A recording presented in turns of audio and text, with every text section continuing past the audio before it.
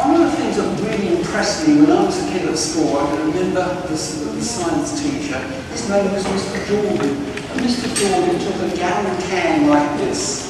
He put a drop of water on the bottom, put it over a Bunsen burner, and then when the water was up to steaming away, he took the can that was steaming, as this one is, put the top on and screwed it down good and tight, and then he put it down. I just want to put it on there and see what happens. Just to speed things up, if I pour cold water on, it happens a little faster. Yeah, really squishy. Make it a right mess here. Look, it's getting so squishy. It's like an invisible. If we leave it a little bit longer, it'll be completely flattened. Now, we've got some volunteers amongst the youngsters who would like to repeat this experiment. Anybody else want to come and join me? Now, while that's going, I just want to explain what was happening inside the can. What happened was, start off with air in the can, drop of water at the bottom, the water boils, the water becomes steam, then you've got a can full of hot steam. Then you put the lid on and screw it down tightly. You've trapped the hot steam in the can. The steam condenses, and it condenses into tiny little droplets of water. They don't occupy very much room. So most of that is sort of nothing. It's like being in outer space. It's a vacuum, essentially. And it's surrounded by air. And the air is pressing down on us.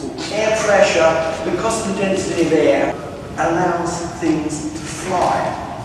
And I've got 3 examples of flying things here. I've got a model airplane that I fly with my grandkids. We crash it a lot. There's the wing of a bird, and there's a frisbee. And the one thing they've all got in common, they've got a curved top surface. And when air blows over a curved surface like that, it generates an up thrust that lifts the thing up into the air. And there's a very simple experiment you can do at home with very limited equipment. You take a sheet of paper like that, and you just hold it so that it curves down like that. And you're going to blow air across the top. When you do that, the paper lifts up. If you want something more sophisticated, you can go to this more upmarket experiment. You need this piece of equipment. Can you all manage to find one of those at home? And what you do with this is you cut it in half, and then you scotch tape thread to the corners and attach it to a piece of cardboard, say, or to the tabletop. And I've got one here already set up. So it's tethered so that it's free to lift up. And then all you need is a hairdryer, and then you let it fly.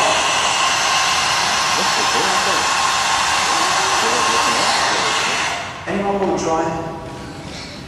You've noticed that all these bones that we've looked at are hollow. Hollow is a good strategy because having a hollow bone is stronger than having a solid bone. And we can demonstrate this. There's this, I'm going to get my bone breaker out in a minute. And I've made out 2 rods. One's a rod that's solid, made of plaster, and the other one's a tube. They're the same amount of material. If you weigh them, they weigh the same. But having a tubular structure is much stronger than having just a solid structure. I can show you this with a piece of equipment, the bone breaker. And here we have the bone breaker where I set up starting off with a rod, and I'm just going to put weights on there. And you're going to see how much weight we need. We're going to start off with this weight, which is 3 kilograms. There's another, that's a kilogram. That's 4 kilograms. 5 kilograms. 6 kilograms. 7 7 kilograms. Anyone maimed down there? No, we're all safe. 7 kilograms broke the rod. Now we repeat the experiment. Thanks, Tim. We repeat the experiment with the tube. Right, here we go. We put on the 3 kilograms, 4 kilograms, 5, 6, 7, 8,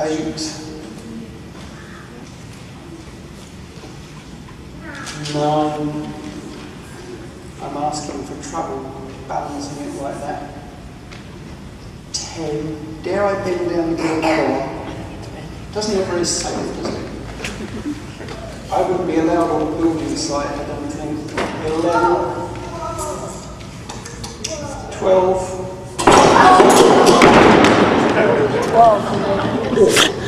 That did sting. Right thing. I should be a triple by the end of next week. So you can see that a tube is much stronger than a rod. I was very controlled. I didn't say a rude word at all.